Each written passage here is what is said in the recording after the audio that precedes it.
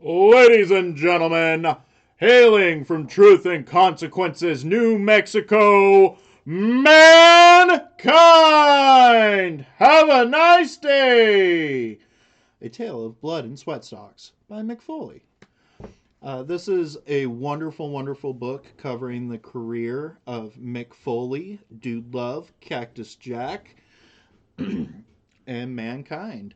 I think this book is an excellent, excellent look. And to be honest, I believe it was the first of its kind. I do know that I'm going to do several different wrestling books as well as rock star autobiographies. It's definitely my sweet spot. But this one definitely stands out. One, it's huge. Two, there's another book. This guy's career, and he's just an incredible writer, okay? This guy's been places, done things. The book opens with a excerpt about him losing his ear in Germany in '94, wrestling as Cactus Jack. He has an incredible reputation as a deathmatch wrestler that he earned going to these death matches. On the back of the book itself, it has a list of his injuries. I think that that's a really cool thing to put on the back. It includes things such as bone chips in his elbow, 54 stitches, dislocated left shoulder, 8 concussions, 2/3 of an ear ripped off. This guy's been there, he's done it, incredible things. He was raised in New York.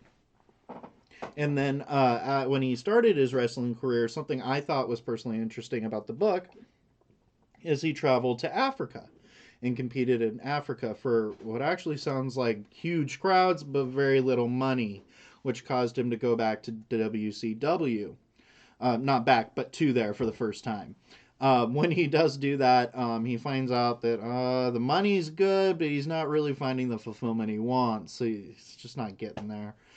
So he ends up in the WWE, where he actually received a call to work with The Undertaker. This is a time in WWE that's considered by most people to be the peak of professional wrestling or wrestling entertainment in general.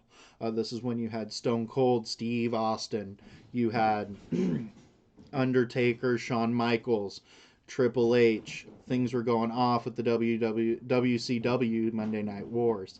And Mankind is known for a couple different really big spots. During a Hell in a Cell match with Undertaker, he was thrown off the cage through the announce table, climbed back up that cage with a dislocated shoulder, which I didn't know, and then plummeted through the cage into the mat. That wasn't actually planned.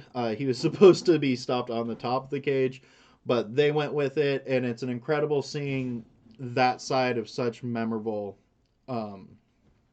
really bookmarks in wrestling history.